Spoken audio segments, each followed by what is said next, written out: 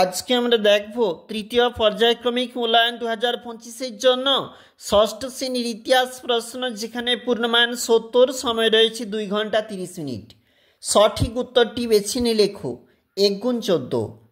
গুপ্ত ও গুপ্ত পরবর্তী আমলে ধর্মীয় উদ্দেশ্যে জমিদান করাকে বলা হয় অগ্রহার ব্যবস্থা। পরবর্তী বৈদিক সাহিত্যে হেয় করে দেখানো হয়েছে বৈশ্যদের। পঞ্চম মহাব্রত প্রবর্তন করেন মহাবীর। ঋগ্বেদে বর্ণ বলতে প্রথম দিকে বোঝাতো গায়ের রং। সমুদ্রযাত্রাকে পাপ হিসাবে দেখতেন ব্রাহ্মণরা।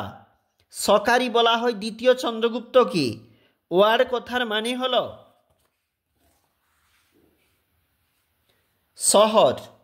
গুপ্ত সাম্রাজ্যের প্রদেশগুলিকে বলা হতো ভুক্তি। হর্ষবর্ধন রচিত নয় মুদ্রা রাক্ষস। জীবক ছিলেন বিম্বিসারের রাজবৈদ্য। প্রাচীন ভারতে গণিত সবথেকে বেশি বিকশিত হয়েছিল ব্রহ্মগুপ্তের আমলে। প্রাচীন ভারতীয় উপমহাদেশে চিকিৎসা শাস্ত্রকে বলা হতো উপবেদ। নাটকের পর্দাকে সংস্কৃতে বলে যবনিকা। সুয়ানজাং চীন থেকে উপমহাদেশে এসেছিলেন 630 খ্রিস্টাব্দে। 1×4 রয়েছে। যেমন প্রশ্ন রয়েছে দেখো, বৈশালীর আশেপাশে যে সমস্ত বজ্জি থাকতো তাদেরকে বলা হতো লিচ্ছবি। দেখো কি বলেছে, তামিলনাড়ুর কোন বন্দরে নিয়মিত দূরপাল্লার বাণিজ্য হতো? কাবেরীপট্টিনম। মথুরা রীতির ভাস্কর্যে কোন চুনাপাথরের বেশি ব্যবহার থাকতো? তাহলে এটা হবে লাল চুনাপাথর।